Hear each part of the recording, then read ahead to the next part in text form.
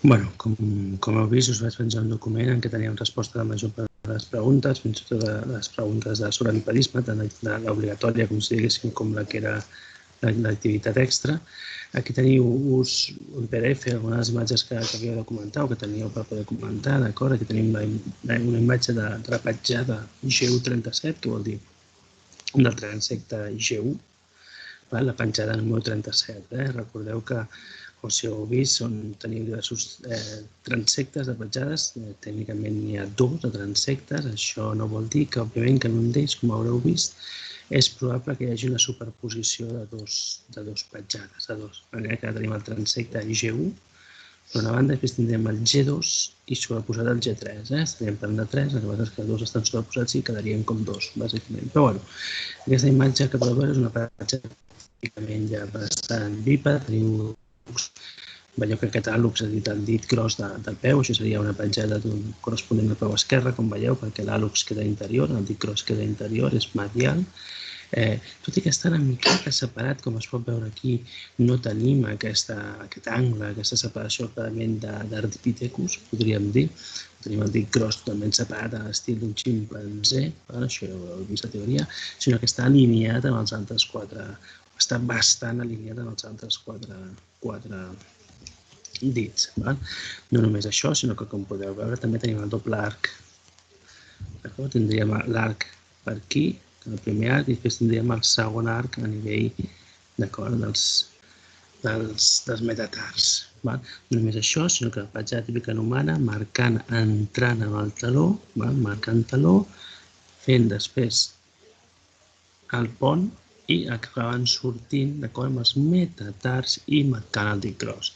O sigui, és una petjada bípeda, no vol dir, òbviament, estem parlant de diferències, que un bipedisme més eficient, hi ha petjades més modernes, per exemple, Engaresero o Diliret, que ja són d'Homo i realment són petjades molt més modernes, però és una petjada que ens està revelant un bipedisme.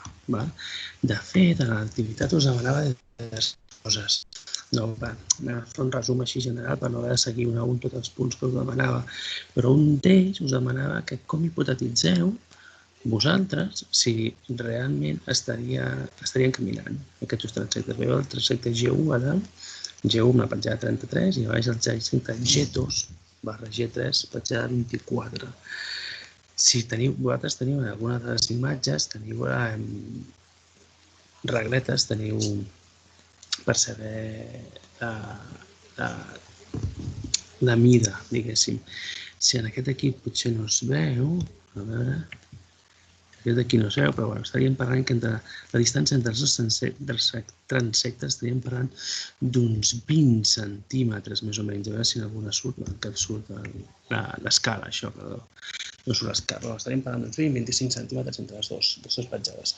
Si vosaltres intenteu, a casa podeu fer amb alguna familiar, perquè a la pràctica no ho hem pogut fer, però si intentéssiu reproduir, caminar a la vegada, deixant 20 centímetres entre petjada i petjada, veureu que l'única manera de fer-ho és anant agafats. Ni colze amb colze, anant agafats, és a dir, passant el braç per sobre de l'ombro de l'altre individu. Per què diem anar abraçats? Perquè l'altre tema, a part de deixar aquesta tan poca distància, és que les petjades, si us fixeu en el transecte general, aquí en el transecte general, estan totalment alineades. Aquí les veieu, no les veieu aquí. Estan alineades, vol dir que segurament aquells individus anaven, hi ha dues hipòtesis, o anaven a la vegada, d'acord? Anaven a la vegada i anaven movent els mateixos peus agafats, per la qual cosa això explicaria perquè els peus, totes les petjades estan alineades, la 33 està alineada amb la 24, la 34 està amb la 25, d'acord? Deixant la mateixa distància entre petjada i petjada. O l'altra explicació possible és que un passés abans i un altre després, però d'alguna manera, o jugant o fent, no sé, hagués anat caminant a la mateixa velocitat i deixant la mateixa distància entre petjades, perquè són les úniques dues explicacions per les quals totes les petjades estan totalment ben alineades. És a dir, o van junts agafats al braç, o un passa abans i l'altre després, però el segon, per la raó que sigui, més enllà de casualitat, perquè és difícil que sigui per casualitat, fixant-s'hi, jugant-s'hi o el que sigui, va anant a la mateixa distància, com un nen a vegades que va de petjada a petjada, i anem reproduint-ho aquí mateix però en paral·lel. Això ens porta a un segon tema. Mireu la G2/324. Estem veient aquí dues petjades sobreposades, clarament, perquè es veuen que els talons no coincideixen. En altres petjades, en el mateix transecte, els talons sí que estan molt més sobreposats en la perfecta i és més difícil de veure. Però aquí es veuen dues petjades clarament. Això ha portat els investigadors a hipotetitzar que realment són dos individus. Un que va marcar primer, el que estaria sota, en aquest cas, veieu? I l'altre, la més petitona, perquè estaria per sobre la G3, i la G2 s'hauria marcat abans i al cap d'una estona passaria a la G3 i ara aquest sí que aniria sobreposant la petjada perfectament a l'individu G3 sobre l'individu G2, segurament amb un component de tipus lúdic, d'acord? Com un nen que va saltant de petjada en petjada, d'acord? O va passant un pessebre i només pot tocar el blanc. Aquí sí que estaríem parlant d'això. El problema, veieu aquí, per exemple, la G1, veieu que la G1 és més petita, òbviament, que la G2 i la G3, veieu? Aquí veiem que els talons estan ben marcats, un sobre l'altre, però a nivell de l'àlux es veu cert desplaçament, com si haguessin sobreimpreses dues petjades.